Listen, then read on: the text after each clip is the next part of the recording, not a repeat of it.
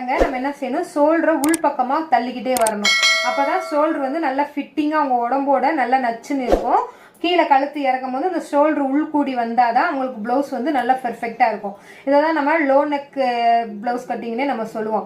இப்போ ட்ரெண்டிங்கில் நம்ம சீரியல்லாம் பார்க்குறோம், நிறைய இந்த இப்படி லோ நெக் தான் போடுறாங்க. அது உங்களுக்கு நீங்கள் நல்லா கவனிச்சுருந்தீங்கன்னா தெரியும், அந்த ஷோல்டர் வந்து உள்புறமாக தான் இருக்கும், ஷோல்டர் வந்து தள்ளி போகாது. ஷோல்டர் தள்ளி போகிறது அப்படின்னா நம்ம போட் நெக் வைப்போம் பார்த்தீங்களா, போட் நெக். இப்போ அது ஒரு ட்ரெண்டிங் தான்.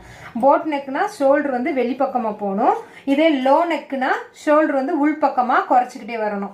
இதுதான் அதனுடைய மெத்தடு. இப்போ நான் அந்த ப்ளவுஸ்க்கு வந்து 9 இன்ச் வந்து இறக்கம் கொடுக்க போகிறேன். அப்படிங்கும்போது இந்த 8 இன்ச்சு நம்ம ஷோல்டர் மார்க் பண்ணியிருக்கிறதுல 1.25 இன்ச் வந்து நான் லெஸ் பண்ணிடுறேன்.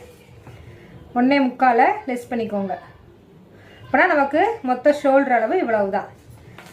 பறந்து பார்க்கும்போது நமக்கு 6.25 இன்ச் வந்து நமக்கு என்ன வருது, ஷோல்டர் வருது.